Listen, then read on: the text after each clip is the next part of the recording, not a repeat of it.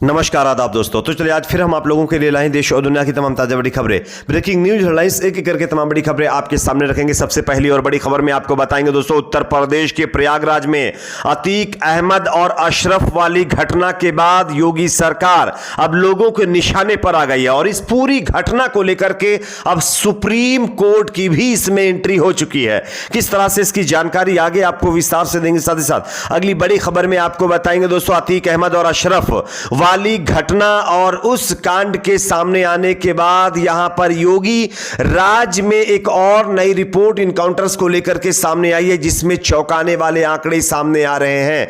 इसकी भी जानकारी आगे आपको देंगे। साथ ही साथ अगली बड़ी खबर में आपको बताएंगे, कर्नाटक विधानसभा चुनाव से पहले बीजेपी को जबरदस्त झटका, पूर्व सीएम ने दिया इस्तीफा। इसकी भी जानकारी आगे आपको देंगे। साथ ही साथ अगली बड़ी खबर में आपको बताएंगे दोस्तों, कर्नाटक चुनाव से पहले बीजेपी को अब हिजाब और हलाल जैसे मुद्दों पर पछतावा हो रहा है। बीजेपी के पूर्व सीएम ने इसको लेकर के बड़ा बयान दिया है, यह भी आपको सुनाएंगे। साथ ही साथ अगली बड़ी खबर में आपको बताएंगे दोस्तों, देश में हिंदू मुसलमान के नाम पर बढ़ रही नफरत के बीच एक बार फिर से मुसलमान भाइयों ने एकता भाईचारे की मिसाल कायम की है। किस तरह से, इसकी भी जानकारी आगे आपको देंगे। साथ ही साथ अगली बड़ी खबर में आपको बताएंगे दोस्तों कि राजस्थान के भीलवाड़ा से बड़ी खबर सामने आ रही है, जहां पर दलित समुदाय के लोगों की बेरहमी से पिटाई की गई है। किस वजह से, इसकी भी आपको जानकारी देंगे। साथ साथ अगली बड़ी खबर में आपको बताएंगे दोस्तों कि बीजेपी के सांसद संजय गांधी के खिलाफ कमेंट करने वालों के खिलाफ अब संजय गांधी ने एक्शन लेना शुरू कर दिया है। किस तरह से, इसकी भी जानकारी आपको देंगे। उससे पहले छोटी सी रिक्वेस्ट करेंगे, इस वीडियो को ज्यादा से ज्यादा लाइक करिए, शेयर करिए, चैनल को सब्सक्राइब करके बेल आइकन को जरूर प्रेस कर लीजिए। बात करेंगे पहली और बड़ी खबर की। जैसा कि आप जानते हैं दोस्तों कि कल प्रयागराज के अंदर किस तरह से माफिया डॉन अतीक अहमद और उसके भाई अशरफ को पुलिस कस्टडी में खत्म कर दिया गया और हमलावरों ने जय श्री राम नारे के साथ अपने आप को पुलिस के हवाले कर दिया। इस मामले को लेकर के फिलहाल जांच चली हुई है। 75 जिलों में धारा 144 लागू है, लेकिन इस पूरी घटना को लेकर के अब सुप्रीम कोर्ट की एंट्री हो गई है। असदुद्दीन ओवैसी ने इस मामले पर सुप्रीम कोर्ट से इसमें दखल देने की मांग की है और उन्होंने स्पष्ट कहा है कि इस मामले में एक कमेटी गठित की जानी चाहिए और इस कमेटी को निष्पक्ष जांच के निर्देश दिए जाने चाहिए और पता लगाया जाना चाहिए कि आखिरकार इस तरह की घटना को अंजाम किस तरह से दिया गया है। आखिरकार इसमें शामिल वो कौन से लोग हैं जिन्होंने इस पूरी प्लानिंग के तहत इस घटना को अंजाम दिलवाया है। साथ ही साथ ओवैसी ने कड़े शब्दों में घटना की निंदा करते हुए कहा है कि यह एक कोल्ड ब्लडेड जो है हत्या थी।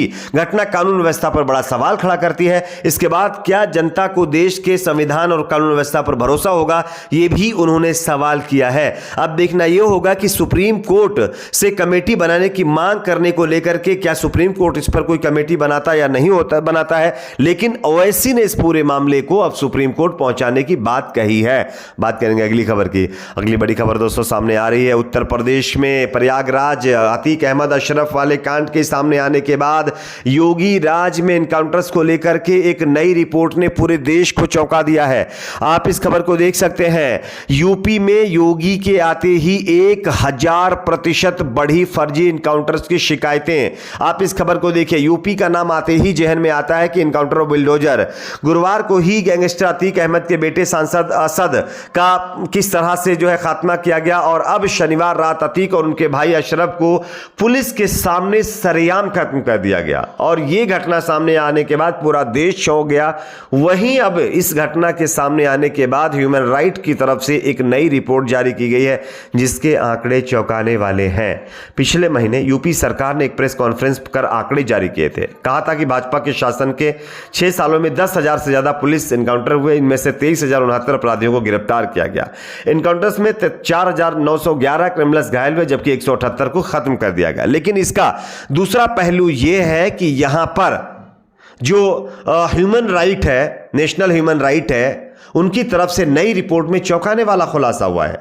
आप इस खुलासे को देखिए, 8 साल में 1300 से ज्यादा फर्जी इनकाउंटर्स की शिकायत ह्यूमन राइट्स के पास पहुंची है। यानी हर दूसरे दिन एक इनकाउंटर की वैधता पर सवाल खड़ा होता है।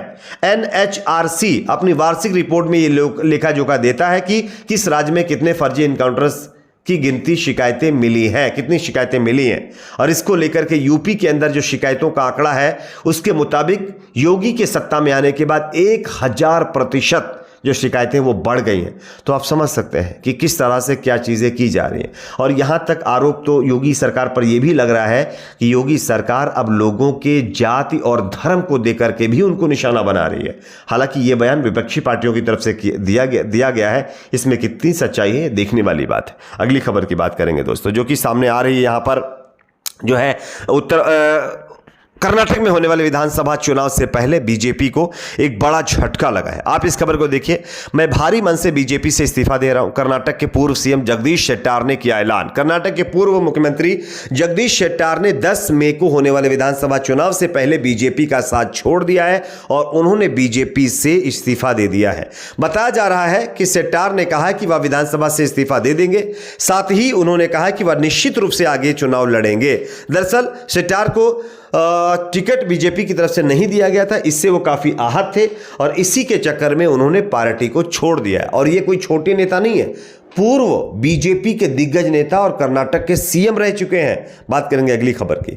अगली बड़ी खबर दोस्तों यहां पर सामने आ रही है। हिजाब और हलाल जैसे मुद्दों पर अब बीजेपी को कर्नाटक के अंदर पछतावा हो रहा है। आप इस खबर को देखिए। हिजाब और हलाल जैसे मुद्दे जरूरी नहीं थे, मेरे हिसाब से हिंदू और मुसलमान को भाई बहन की तरह रहना चाहिए। यह बयान कोई और नहीं बल्कि कर्नाटक के अंदर चुनाव जिताने की कमान बीजेपी की तरफ से येदियुरप्पा को सौंपी गई है। और अब जब येदियुरप्पा के पास यह कमान पहुंची तो येदियुरप्पा यह कह रहे हैं कि हिजाब और हलाल जैसे मुद्दे कर्नाटक के अंदर जरूरी नहीं थे। हिंदू मुसलमान भाइयों को एक साथ भाई बहन की तरह रहना चाहिए। काश ये अपने नेताओं को समझा पाते कि इसी तरह से वो नेता भी बयान दें चुनाव से पहले और काफी पहले, तो शायद जो नफरत कर्नाटक के अंदर लोगों में बढ़ी है ना, वो ना बढ़ती। खैर बीजेपी को अब ऐसा लग रहा है कि हिजाब और हलाल जैसे मुद्दों पर उसको सत्ता मिलने वाली नहीं है, तब बीजेपी इस पर पछतावा कर रही है। और अगली खबर की बात करेंगे जो कि सामने आ रही है दोस्तों। देश में हिंदू मुसलमान के नाम पर बढ़ रही नफरत के बीच मुसलमान भाइयों ने एक और भाईचारे की मिसाल कायम की है। आप इस खबर को देखिए।